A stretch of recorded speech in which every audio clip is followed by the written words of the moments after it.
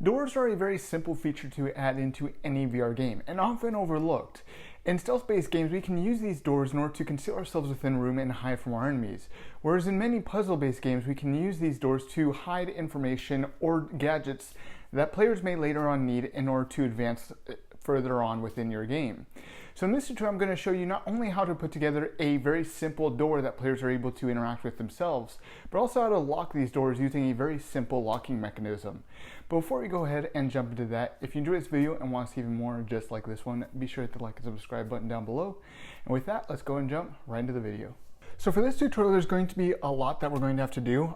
In total, we're going to end up making, I believe, 3 or 4 different actors, and we'll also be implementing an interface as well. So I'm going to go and jump right into this because we're going to have quite a bit to do for this tutorial.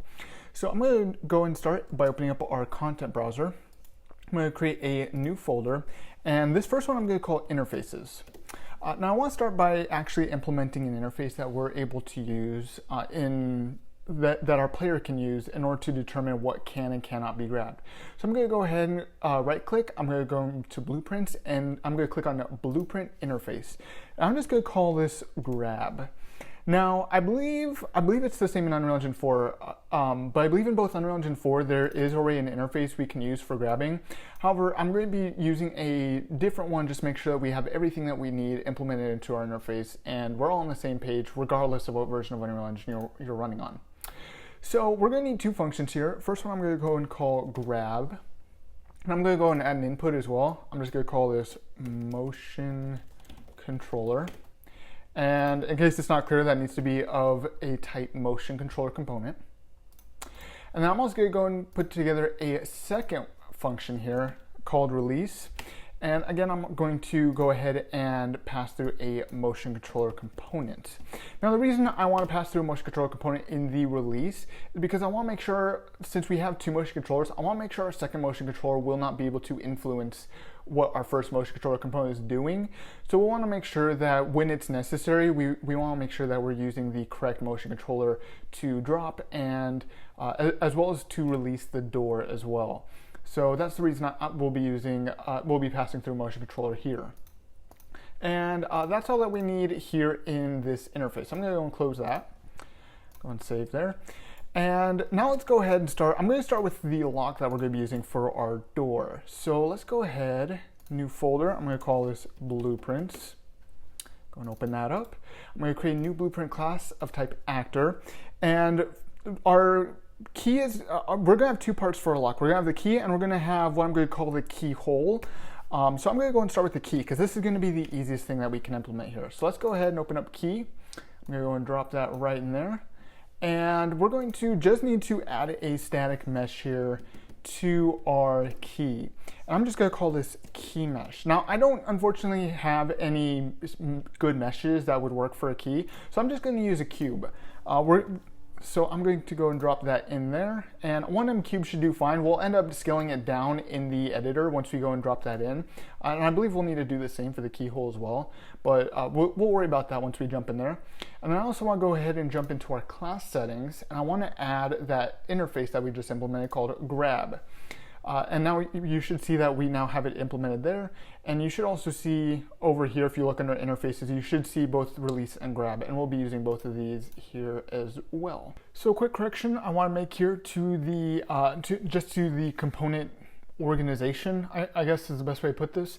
You may have noticed that I didn't attach the key, that I didn't set the key mesh as the root. I simply attached it to the default root. You do want to make sure that you do set this static mesh as the root component. Otherwise, you will start having issues later on. I was having issues when I didn't set this as the root. So make sure that you do set this as the root when you are setting all this up, and that it is not attached. Otherwise, you will start having issues later on. So just be wary of that, I suppose. And yeah. So our key is going to be pretty simple, actually. So I'm going to go ahead, I'm going to remove all of these, the actor, begin, overlap, begin, play, and tick, because we don't need any of those. But we will just be using our interfaces here. So I'm going to go and right click here. I'm going to implement events, and I'm going to put grab up top and release down bottom. You don't have to do it this way. It's just personal preference, I guess. And we're going to need to do a couple things here. So I'm going to go and start by dragging out our motion controller. I'm going to promote it to a variable. And then what I'm going to go and do is I'm going to attach actor to component. There we go. Go and pass that through. And the component we want to attach to is this motion controller component that we just passed through. So I'm going to go and pass that through there for our parent. Our location, I'll go ahead and snap to target. I'll snap to target on rotation as well. But the scale rule I want to keep as world. That'll make sure our scale remains consistent. It won't increase or decrease scale as we grab or release. And then finally, I want to go ahead and set simulate physics. And that's going to be for our key mesh, since our key mesh is what simulates physics for this actor. Going to go ahead and drop that in there at the end. And on grab, I want to make sure that our simulate physics is disabled. And then we're going to do the same thing as well for release, or almost the same thing. Let's go and bring this down. I'm going to go ahead and drag that off. I don't want to attach actor to component this time. This time I want to detach from actor. And for all of our rules, I'm going to go ahead and keep world, just make sure again that everything stays consistent. Go and move over to our set simulate physics. And for set simulate physics, I'm going to want to enable it once we finally end up releasing here. And for this instance, we don't need to do anything with the motion controller. So I'm going to go ahead and leave the motion controller alone, and we'll go and leave that as it is there. All right, so now that we've gotten our key all done, our key, as I said, is very simple. All we need to do is be able to grab and release our key. So now we're gonna go and move on to our keyhole here. So I'm gonna go and press blueprint class. It's gonna be a new actor. I'm gonna go and type in keyhole here. And our keyhole is actually gonna be less of a hole and more of just a simple plane. We'll just be using a plane here in order to show where our key needs to go. So I'm gonna go and type in plane here. There we go. And I'm going to go and rotate this upright so that way we are all good there. And now I'm also going to go ahead and add in a spline. Now, a spline isn't necessary. The reason I'll be using a spline is I'm using the spline in order to kind of be able to see roughly where our key will go in the actual world. So it's more of just a general guideline. Now, if you've never worked with splines as well, it's quite simple. What we have here are 2 points. So let me go ahead and grab our spline over here. Our spline is 2 points. You can see that we have our first point, and if we click here, you can actually see that is where our first point is. And if I go and click right here, that is where our second point is. So what we're going to end up doing here is we're going to end up putting once we move our key roughly to this position, we'll be able to slide it along this line. Once it's close enough to over here, we'll consider it unlocked.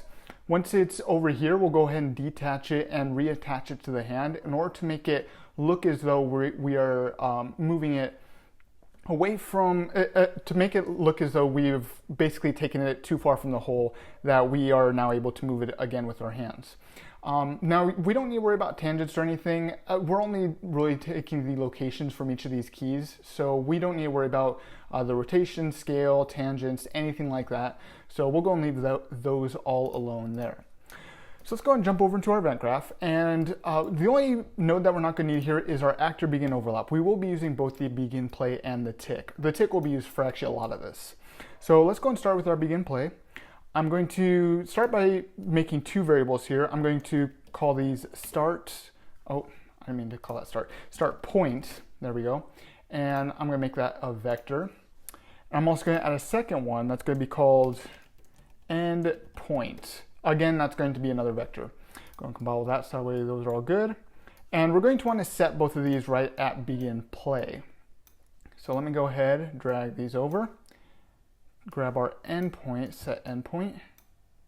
There we go. And the way that we're going to do this is actually quite simple. We're going to go ahead and get our spline, and we're going to go ahead and get location at spline point. Now, this does exactly as what the name implies. It'll allow for us to get a location at the specific point in the spline. So if we actually look at our spline currently, we have our very first one, which is, let me see here, there it is, right there. That is our first one. That one's going to be our endpoint. That's what we're going to call that one. And if we go ahead and go over to what the spline considers to be our last point, that's where we're going to start at. So that's going to be our start point there. So at our first index, we're going to want the start, and at index 0, we're going to want our endpoint. So let's go ahead, point index 1. Coordinate space we want to set to world on both of these. And our point index 1 goes into start. Our point index 0 goes into end. There we go. And with that, we're all done with the begin play. So I'm going to go and move down here to our tick now. I've given myself quite a bit of space here, simply because we're going to have quite a bit of code that goes right here into the tick. Our keyhole is honestly going to be the most complicated portion of all of this. So I've given myself quite a bit of space here because we're going to have quite a bit that goes here into our tick. So I'm going to go and start by creating a new variable. I'm going to go and call this key. And we don't want it to be of type vector. We want to get a reference to the key that we had made earlier. So under object reference key, object reference there. And I'm going to go and get our key. And I want to check to see if it is valid. Now, whether or not it is valid will determine whether or not we have to find the key, or whether or not we need to slide it along the point, or if we need to do something else altogether. So we're going to start with is not valid, since this is going to determine what key we're going to end up using later on. This is where we'll end up finding what key we want to use. Let's go and bring this down. Again, I'm going to give myself quite a bit of space here because we're going to need a lot of it. There we go. And I'm going to go and start here by doing a sphere overlap actors. Go ahead and drag that up a little bit. And the sphere position, I'm going to go and pass through our start point. As I said, our start point is the point at which we're going to start tracing along our spline. So we're going to use our start point as where we're going to detect for a key. Sphere radius, I'm going to go and set this to 20. I think that's more than enough. If you'd like, you can, of course, increase or decrease that radius. Object type, we're going to go ahead and make an array here. And I'm going to drag this over. I'm going to make this world dynamic, not world static. We want to make sure that we're detecting world dynamic objects. And then that is all that we need to do here for sphere overlap. So we're going to go ahead and move right over here. I'm going to do a for each loop with a break. The break is just going to be for simplicity's sake. In case we have more than one key or anything like that, we can easily just eject ourselves out and we'll only take a single key. So I'm going to go ahead and cast this to a key. Now, the reason I'm casting instead of just detecting if it is a key is this does two things for us. One, it will check to see if whatever it is we have here is in fact a key. If it's not, it will go out cast failed, and we're not going to use the cast failed for anything.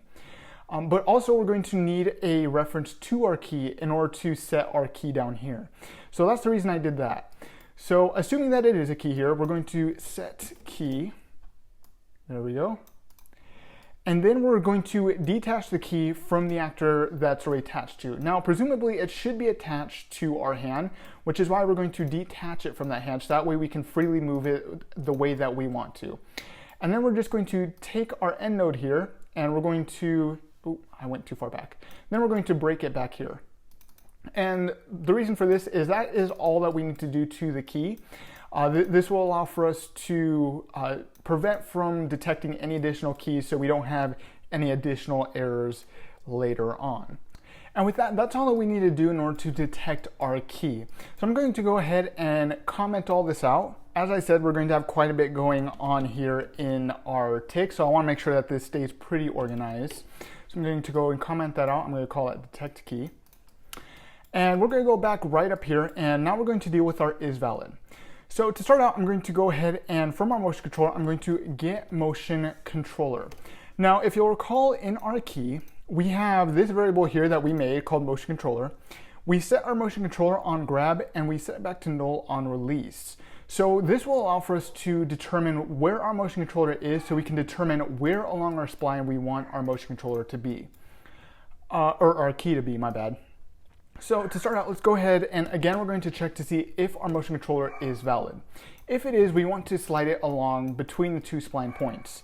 So I'm going to go ahead and I'm actually going to bring our key over here again because I want to get a new reference here. We're going to have quite a bit going on here. I'm going to set actor location, and our location is going to be determined based off of where our hand is relative to our spline point. So in order to determine this, we're going to do this. We're going to grab our motion controller.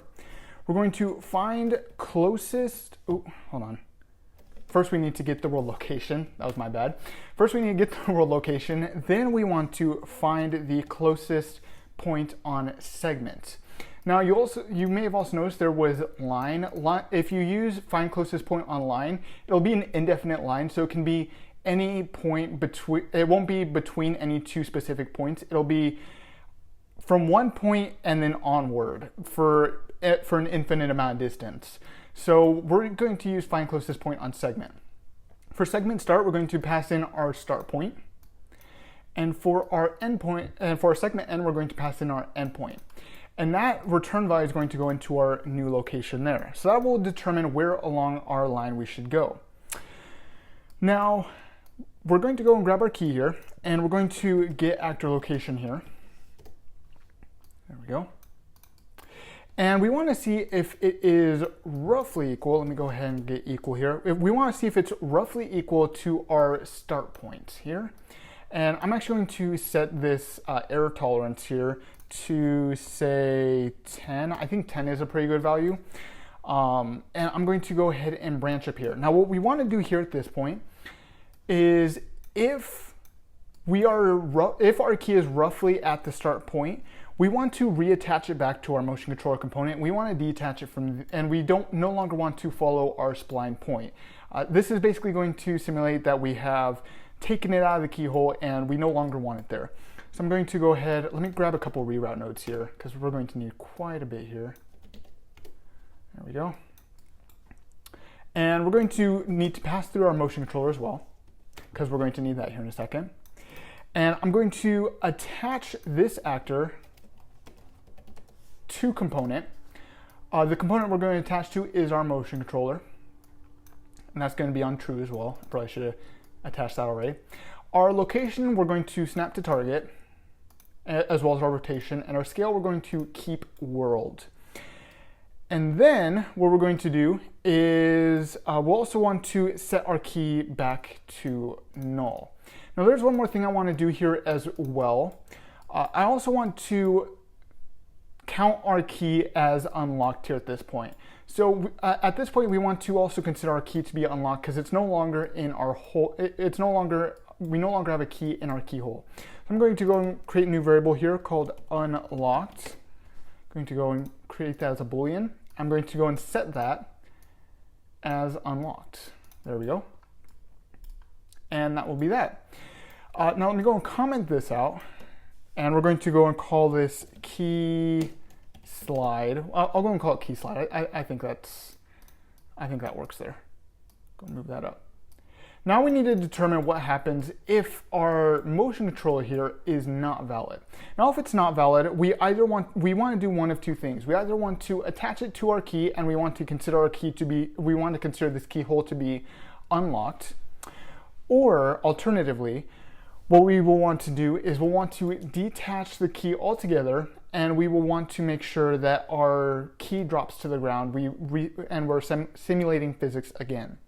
So this is going to be actually fairly simple. We're going to go ahead and grab our key down here. Go and get key. I'm going to get actor location. There we go. And I want to see if this is roughly equal to our endpoint. Now I'm going to add a slightly higher error tolerance for here just to see if it is close enough. So I'm going to go ahead and branch up here, and our is not valid is going to pass into our branch here. I'm actually going to bring this back a little bit. I want to try and there we go. I think that's good. So I'm going to do this quite simply. I'm going to go ahead and get our key down here. I'm going to get the static mesh from our key. Actually, I called it key mesh, didn't I? Key mesh. I did. Hold on. There we go. Get key mesh, my bad. And I want to set simulate physics here. I want to set that to true.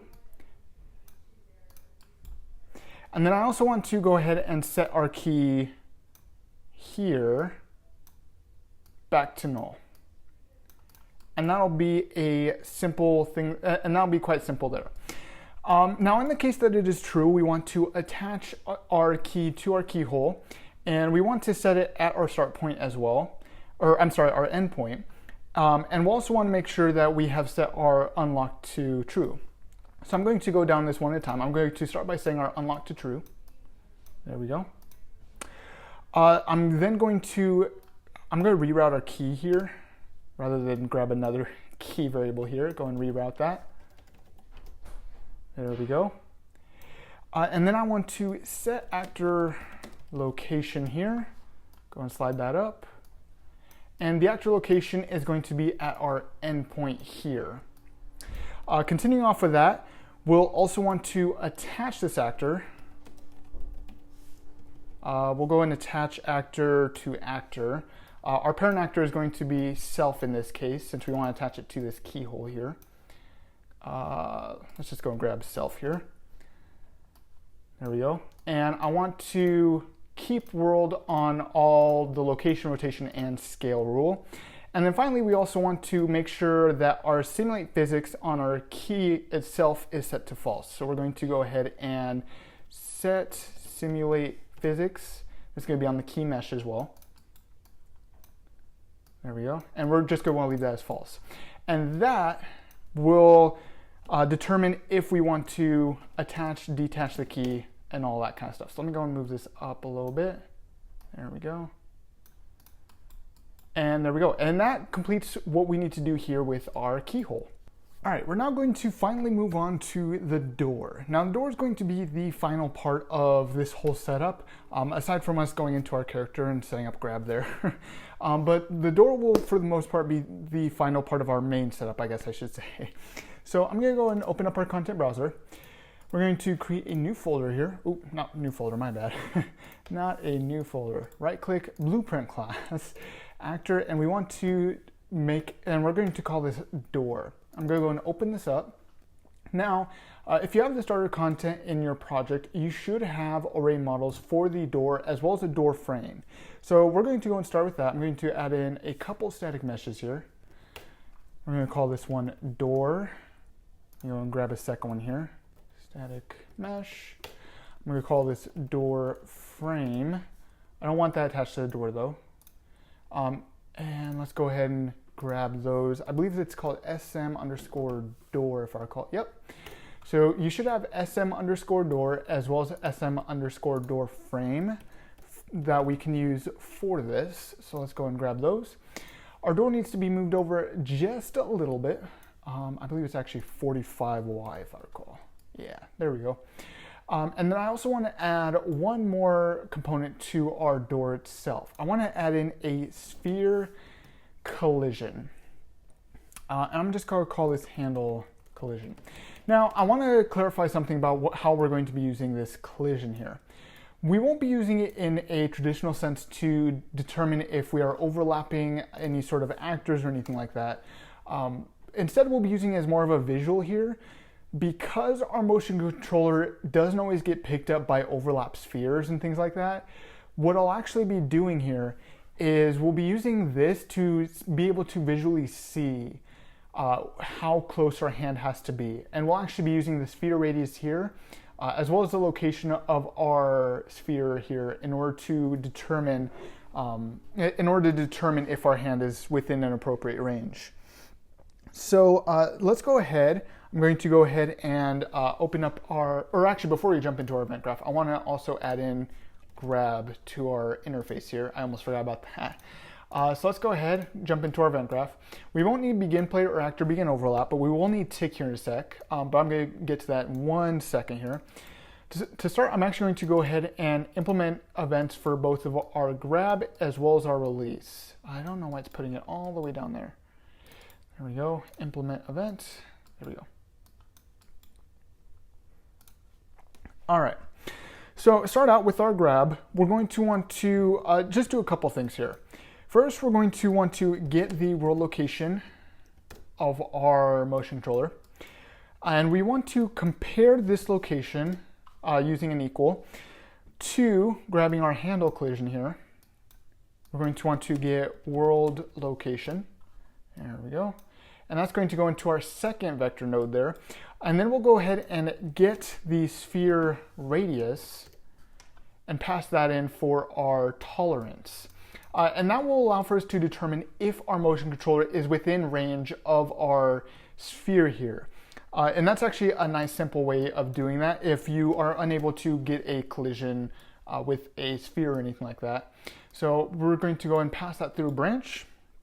And then assuming that this is all true, we want to also get a reference to our motion controller. So I'm going to promote this to variable. I'm going to move this back here to the end. And actually, I don't want to call this motion controller for this one. I actually want to call this hand. I think hand's a much better fit. We're going to go and mix it up here a little bit. Hand. There we go. Now, right here at the end, this is actually going to be quite simple. We're just going to see if this is equal to our hand. If it is, we're just going to branch off here. There we go. And we're just going to set our hand back to null. And that will finish off everything that we need to do here for our door in terms of the grab and release here. The main chunk of this is again going to be down here in the tick. So we're going to need to do a couple things here in the tick. So I'm going to go and start by first passing through a sequence, because I'm going to do this in two stages in order to keep this a little bit separate here. So we're going to go ahead and start by first checking to see if the door should be considered unlocked. Now there's going to be two parts to this. First, we're going to need to get a reference to some sort of keyhole, check to see if that keyhole is locked or unlocked. And then we're also going to need to check to see if our door is in a closed position. Because if it's already open, quite frankly, we shouldn't lock it because that won't really make much sense. So we're going to want to make sure that our door is actually in a closed position.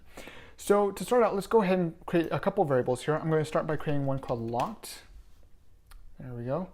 And I'm also going to create a second variable here. I'm going to call this keyhole. There we go. And that's again going to be of object type keyhole there. Go and compile and save that. And now we're going to need to do a couple things here. So let's go ahead and start by getting our keyhole here. We're going to check to see if it is unlocked. Actually, we're going to be checking to see if it is not unlocked. So we're going to do a not boolean on that. We want to make sure that this we're going to check to see if this is locked or unlocked. And then we're going to grab our door here and we're going to get the world location, or I'm sorry, get world rotation, not location. I'm going to go and right click and split the struct pin here. And I want to see if this Z value is roughly equal to 0. So we're going to do nearly equal to 0. And the reason we're actually only using the Z is because if we actually look at the door here, we can actually see we have our pivot point down here at the hinge. And we only want to be able to rotate, there we go. We only want to be able to rotate along the Z axis for what should be fairly obvious reasons, but just make sure we're on the same page because we don't want to be rotating it forward. We don't want to be rotating it side to side or anything like that. So we want to make sure that we're only rotating it on the Z axis. Only really the Z matters in this case. We're then going to go and pass this through an AND Boolean on both sides. And then we're going to go ahead and branch here.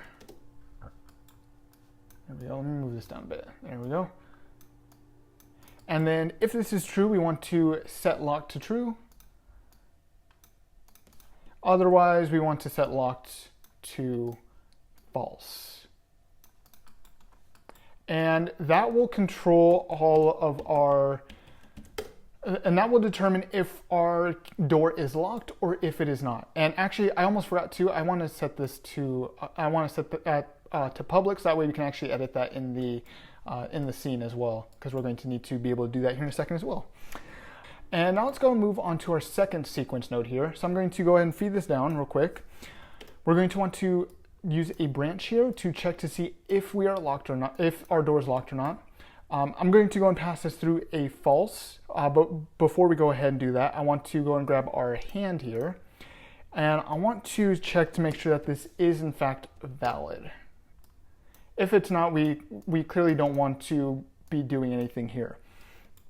Now, we'll be doing a couple things, whether or not based on whether or not our hand is valid or not.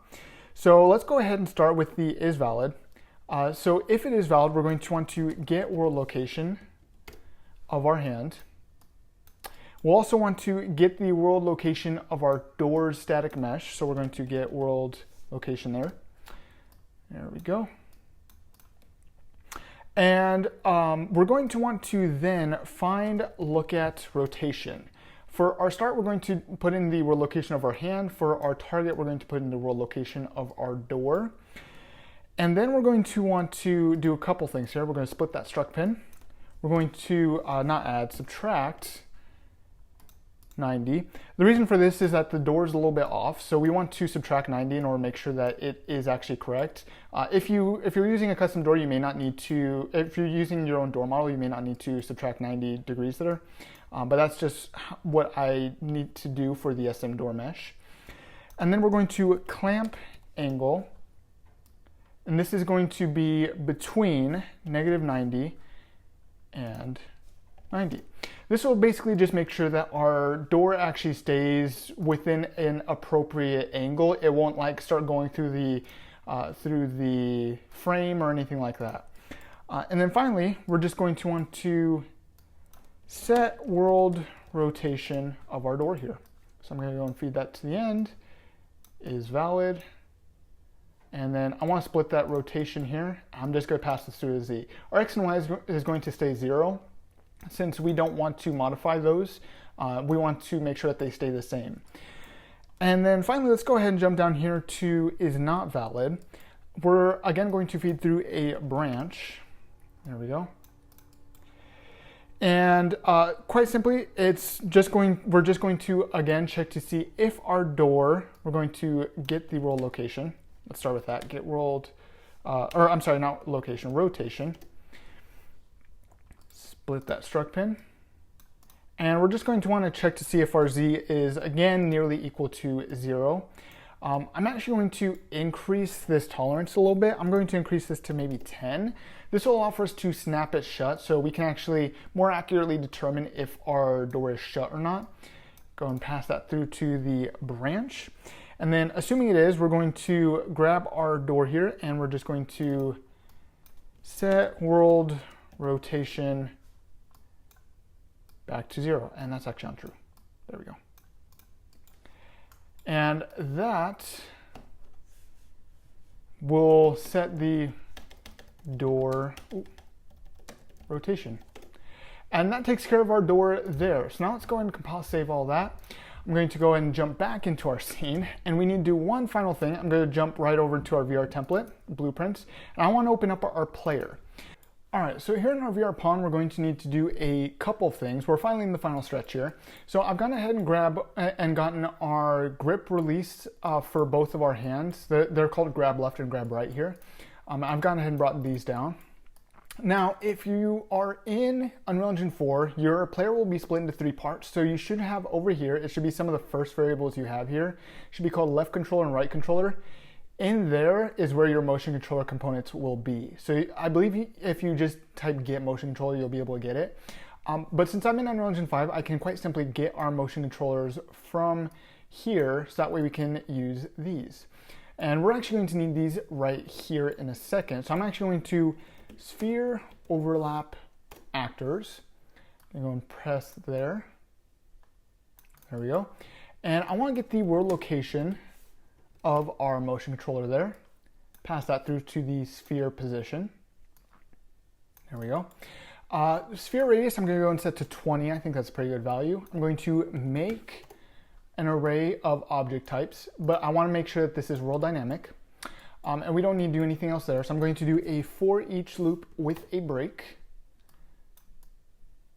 And I'm going to first check to see if it does implement interface grab. Now, assuming it does, I won't be doing any sort of like checking to see if it is the closest actor or anything like that, as that will kind of complicate things, which is why I'm just using the break here. So I'm just going to check to see if it implements the interface. If it does, that's the actor we're going to use. If it doesn't, we'll just go on to whatever's next. So I'm going to go ahead and grab this. I'm actually going to promote to variable, And we want to make sure that that is an actor, which you can actually see right over here. I'm going to bring that down. And then we will want to pass through grab message. And then we just need to pass through our motion controller. I'm just going to grab it from up here. There we go. And that will be all that. Actually, I almost forgot to do that. Left grab actor. There we go. And we'll just pass this around to break. And then on release, we'll just need to get our left grab actor, and we will just pass through release. There we go. And then just again pass through our left motion controller component. And all this will work just the same for our right hand. So I'm just going to copy all this, and we'll bring this right on over. We will need to, of course, change a few things here. So let's go and grab, release. So to start out, we'll need to swap that out from motion controller left to motion controller right. Our left grab actor is not what we're going to use, nor are we going to use the motion controller left. So let's go and pass that through. And then right on over here, I'm actually going to promote this to a variable. Delete that. And I'm going to call this one right grab actor, which can be fed into grab there. Remove our motion controller left, pass through our motion controller right. And finally, let's just grab our right grab left, and that will deal with all that. So that takes care of our player there on that end. So now let's go ahead and jump into our scene. We're going to go and set up our door here. This will be the final thing that we've got to do here. So just go and drop in our door.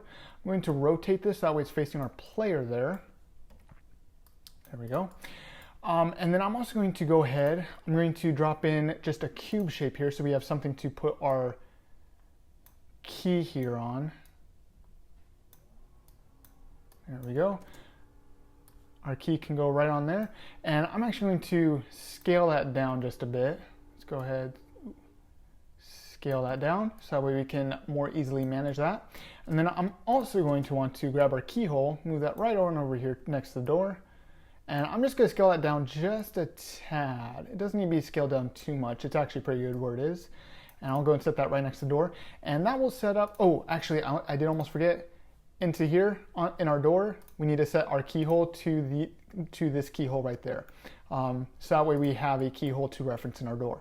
And that will take care of all that. So I'll go and jump into VR here in a sec, and we can give this a test run. All right, so I'm now here in VR. You may notice that things are organized differently than how I set them up in the scene.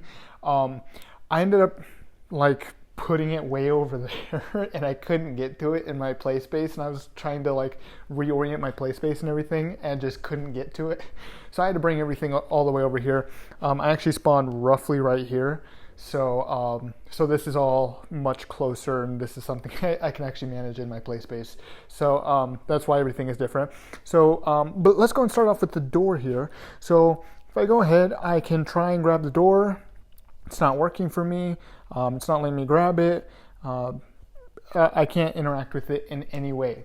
So now if we come on over here to the key, you can see I can grab it, drop it, grab it again, and everything works just fine.